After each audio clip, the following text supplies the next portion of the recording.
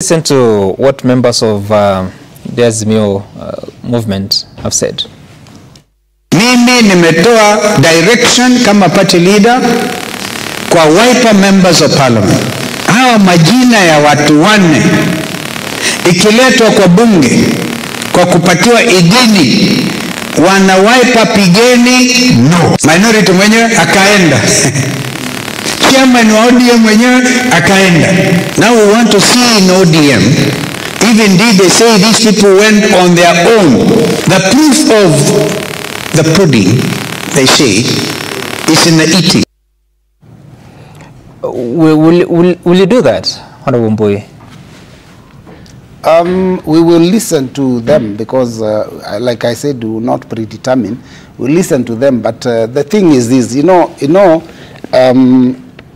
if members of ODM were taken through a rigorous, punishment when they went to State House, and when they said that they seem to be leaning towards Kenya Kwanza, I mean, the position in Azimio hasn't changed unless a proper pronouncement is made. Okay. I believe this is a position not just of the Wiper leader, but the leader of ODM, because he has also said he didn't allow anyone to cross over to Kenya Kwanza. He says Azimio, ODM is still in Azimio. So I believe this is a position of Azimio that these people are rogue. They have actually gone against the party position, and behind our backs they have sneaked into State House to be given appointments. That is a position as I see, and that is why we'll have difficulty. But Raila Odinga has also actually said, well, we extend our best wishes to the nominees and trust that they will contribute positively to national development. We continue to advocate for national engagement under the conditions you have previously outlined. So he said the ODM is still in Azimio.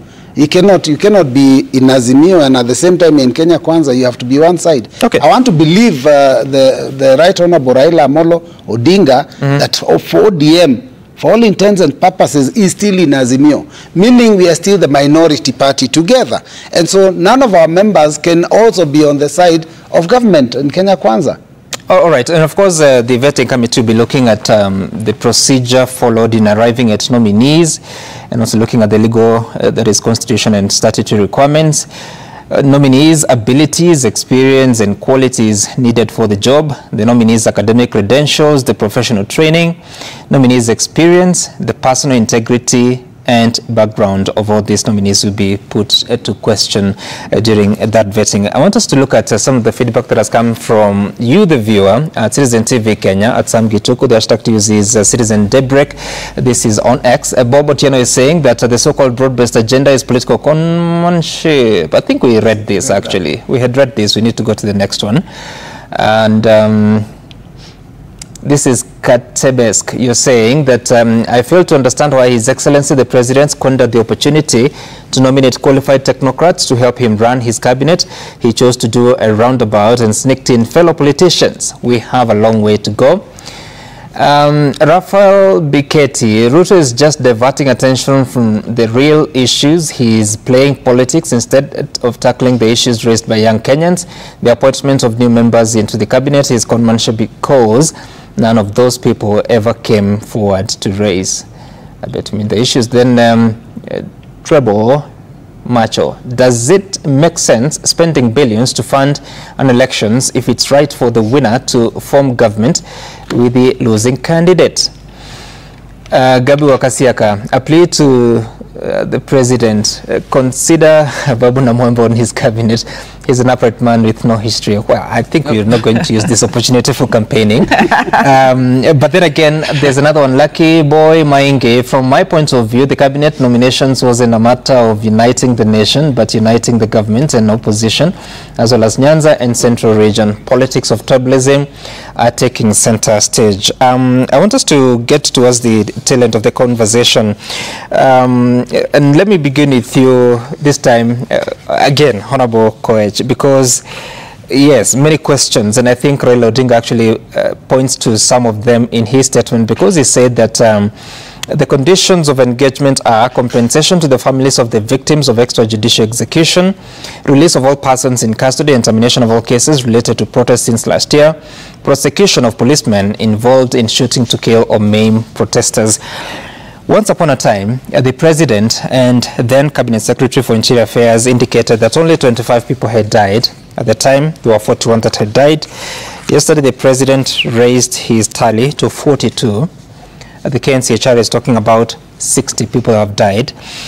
Do you have statistics on how many people have suffered this? But also, what needs to be done? Because the DPP has spoken that the files he has cannot stand the test of prosecution. IPOA has said the police are not cooperating to facilitate these investigations. Will there be justice? Because, yes, the President will reconstitute his cabinet, but families that lost their loved ones are still hurting. It's unfortunate that we had to lose life in this process, and it is unfortunate that at some point there was brute force that was used against an unarmed population. It also behoves the IPOA that it makes sure that it goes beyond just investigating the police officers themselves and taking very critical evidence and from the families that are affected. I even saw a family, I think it was in Kitui or Machakos, a lady who was really trying to, to find justice. There's never been anyone who has taken statements from her or her family, and I think it's important that IPOA too steps up. But how do they step up if they are saying the police service is not cooperating? But IPOA does not just take evidence from one person or one section of the police. It also goes to the public. It also uses videos and different mechanisms to make sure that they arrive on pinning down who could be culpable in that. I also want to hope that the President, he is actually demonstrating that he is listening and he is able to act in such a situation. He has promised that he's going to act, and I hope he does so. We as Parliament also have a responsibility in making sure that all those agencies are invited to Parliament to shed more light.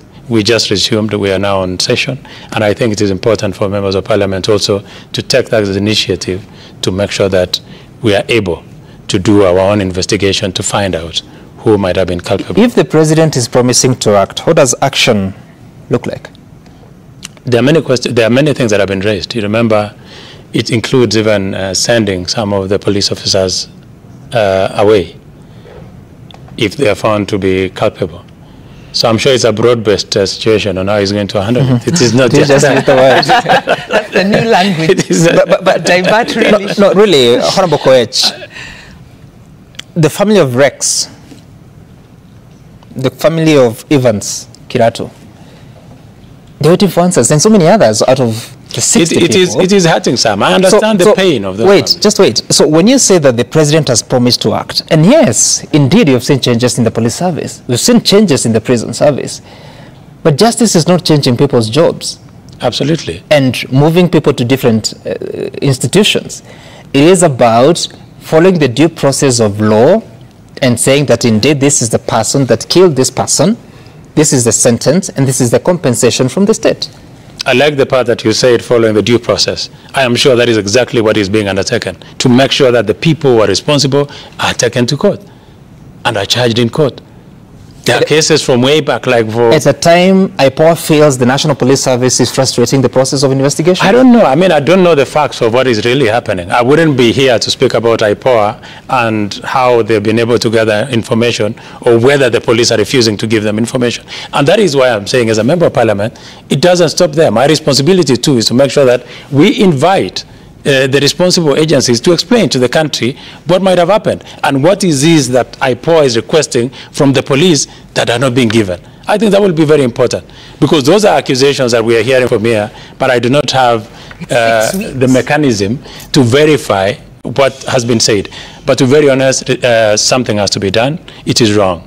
People should not die in protest, especially when they are unarmed. But at the same time, we must be very careful also on where police officers have also suffered. You saw a case in Bondo of civilians beating up a police officer. You've seen cases where young people go and poke the noses of police officers who are simply guarding them. I mean, such situations has action been taken in that particular matter? I'm sure both cases should be taken. So where there's been provocation, outright provocation of our police officers, action too must be taken.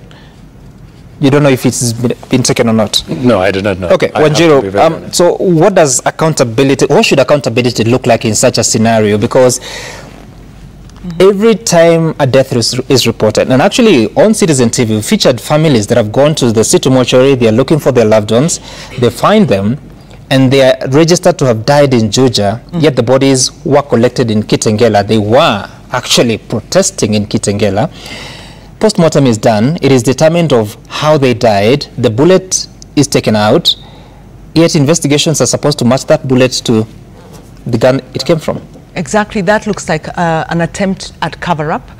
First of all, the statements of the president on the conduct of the police have constantly been to congratulate the police in how they've handled the protests. Now, what do you read from that when you have peaceful protests being tear-gassed, being water cannoned, and then using rubber bullets and, of course, live bullets? And then the president stands up and says they've conducted themselves well. He's continually reinforced that, apart from the recent stepping down of the IG. So the president is talking out, is very inconsistent on this, and based on his public statements, we can only assume the communication to the police, including the rogue police, including the abductions, because let's not forget there are about 400 plus abductions that have taken place back to the Moi days, in fact the darkest Moi days. So what do we read from that? We read really the state has given license to the police to shoot peaceful protesters. So it's not people have died, it's they've been shot and executed by the police in exercising Article 37. So I would have liked, and then I'm not sure, you know, off the camera I had asked Koech, do chairs of parliamentary committees have performance requirements? Because 6 weeks or almost 7 going on into 2 months since the first killing at the hands of police, it is not in order to really sit here and say you don't know, you don't have facts, because those implicated police officers, some of whom were even shown on video, their faces were shown. We've also seen armed but in civilian clothes officers who are marauding with the youth. So how do we allow this? Are we a police state? Are we a state that has a constitution law that guides the conduct of police? So the conduct of police is to protect and serve the public and to uphold human rights and constitutionalism. That is the standard that has been breached by our security forces. There is also bringing out of the military. Now, the military were brought out at a time when the country, of course, was under Gen Z protest, not external attack. And people said, why has the military come out against protest on the finance bill? Because that's the point where Parliament went against the public sentiment, went against youth sentiment, went against public expertise, and passed a finance bill that is really not good for this country. That was then withdrawn by the president, but then the provisions of that bill, withdrawn law, are now being enacted through various other. So the problem we have really is a political leadership that refuses to listen, a political leadership that through Auditor General reports is shown to be corrupt, and I think at the heart of what we have is a lack of constitutionalism. So we have William Ruto, who has shown himself to be a very astute politician, but when it comes to governing, that he's fallen very short, and in fact he's become it's a liability to this country, because what we are lacking is public confidence in public institutions. And instead of shoring up that confidence, it's a repeat of the same shenanigans that have undermined the legitimacy of this government. So what Koech should do when he speaks to his principal is tell him, listen, let us stop this grandstanding and being so defensive and imagining it's all about us. This is about a country called Kenya, where a majority of the public have lost confidence in the political leadership because they know as long as you are in the political interest and camp, you will continue to survive in public office, whether it's in the security forces, whether it's in a public service office, whether it's in a cabinet office, as long as you're calling the tune of the political leadership. And this political leadership, unfortunately, does not have a sense of the public good. So we are in a crisis, but the crisis we are in is that our constitution does not give us provision to impeach a president who has failed and to impeach a government that has failed. And this government has failed to, even after 60 deaths, to call itself to account. Listening to what Koech is saying here, I'm seeing people who are intransigent. They are unable to realize that Kenyans are unhappy. And this was the only way they could communicate, because they ignored the submissions that were made in the House. Honorable Mbui, then, is there any chance of justice? Because even in 2023, when people were shot and killed by police officers, I have no record of any successful prosecution and justice being served. You know, this thing is, it looks like it's business as usual. I was involved in a demonstration way back after the last elections.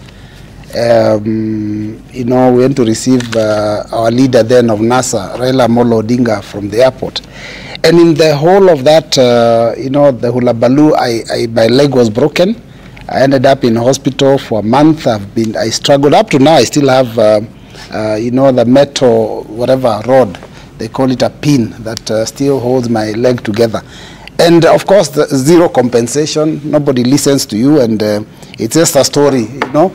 And now, you know, it's a very unfortunate situation we're in, because we now have also, you know, parents who have lost their young ones.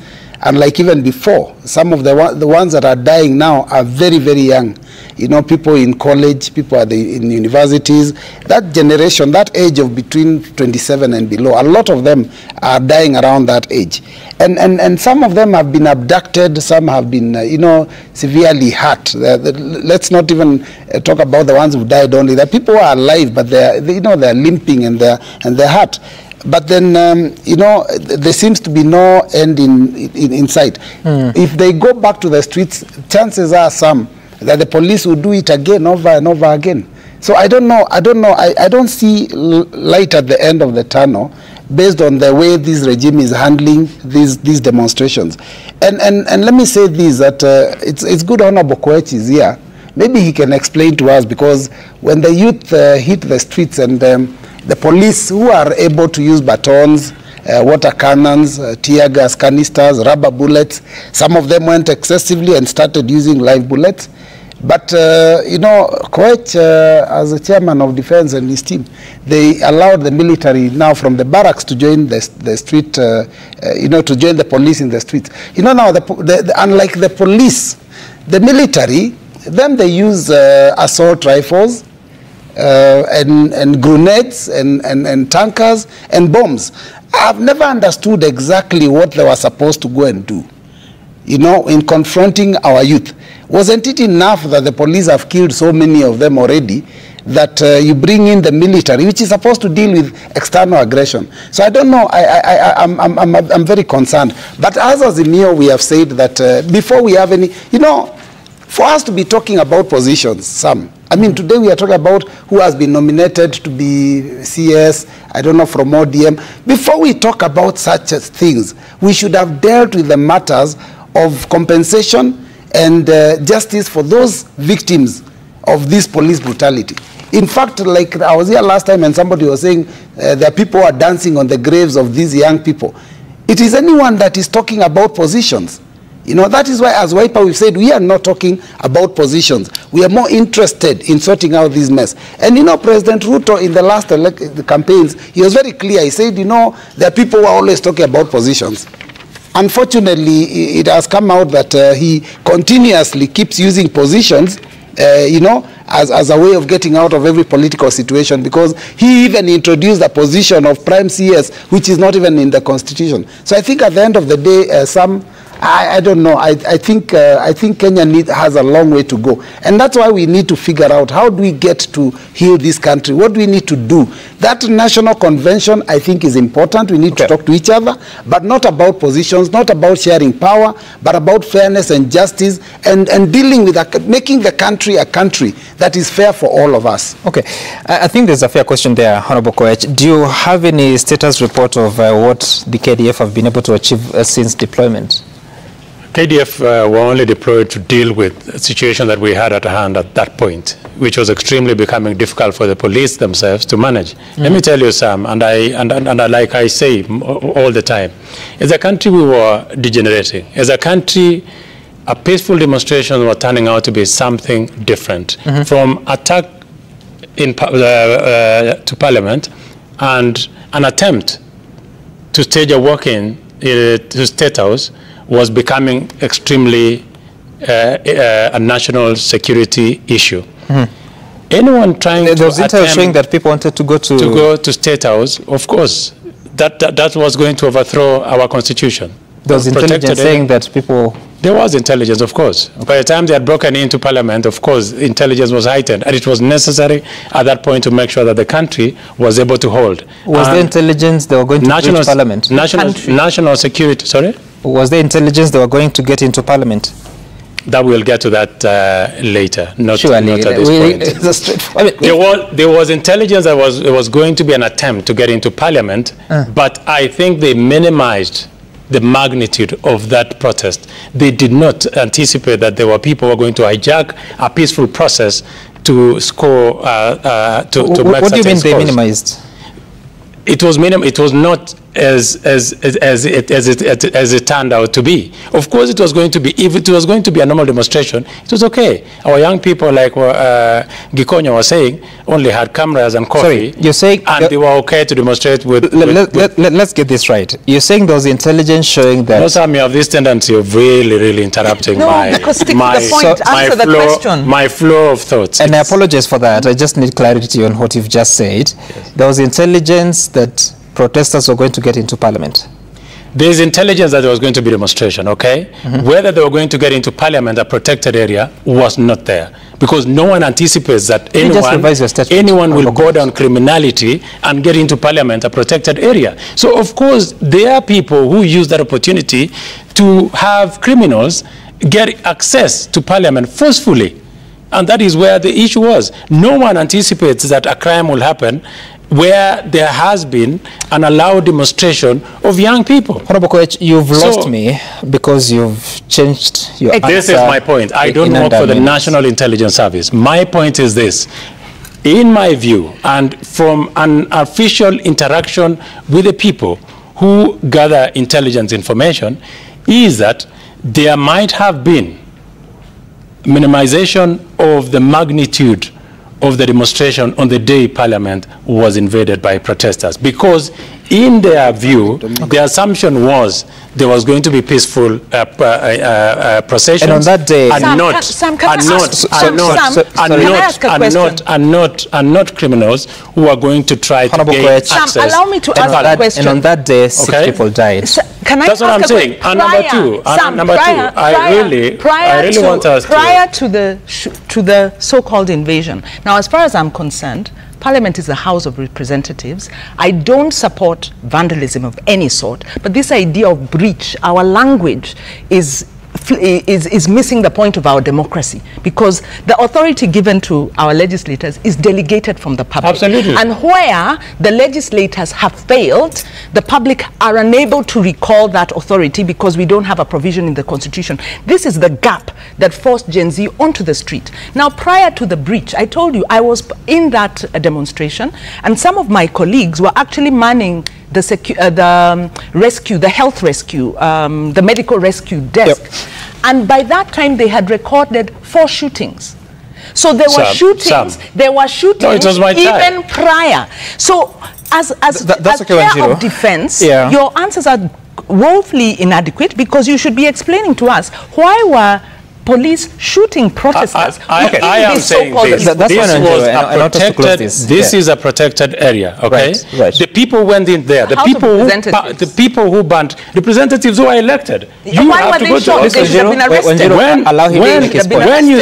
when you set a section of Parliament on fire, Yep. When you forcefully gain entry into There's debate Parliament, about who- there is an armory there in Parliament. There are police officers there. They have been deployed there to Why were they guard arrested? Parliament as an institution, not because Nelson Koech is in Parliament at that point in time, but to safeguard by the way, has there been, but to And they safeguard, ate the food. but to Is there a problem safeguard to what the happened that day? sanctity of Parliament. There is a big problem by allowing The people House of and lawlessness Representatives. for people Right. to raid Parliament. These are elected Arrest them. representatives. Okay, so fine. you cannot decide today Right. and You don't shoot jump to kill. through the barrier and go into Parliament. That's fine. Honorable Mbui, straight answer. Is there any probe into what happened on 25th of June at Parliament? So far, I don't know. Is there, Honorable Koech? Mbui is my senior, I should say it. He's a deputy, Yes, yes, yes, deputy yes, in the minority. House. There is a probe that is ongoing on people who try to gain access to Parliament. There will be arrests because it's a criminal offense. Is there a probe by Parliament? That's what I'm asking. There has not been any probe by Parliament, but there is an initiation of a process Okay, of right. evidence gathering by the CCTVs and individuals who are culpable. Who's doing that? It's our parliamentary security in joint operation with our National Police Service. Thank you so much, Honorable Nelson And Koech, finally, Member of let Parliament, us be responsible as a media. Member of Parliament for Belgut constituency and Chairperson, Defense, Foreign Relations and Intelligence Committee of the National Assembly, Wanjiru Gikonyo, who is a transformative governance expert, and Honorable Robert Mbui, Deputy Leader of Minority at the National Assembly. My name is Sam Gituku. See you again tomorrow, same time on Daybreak.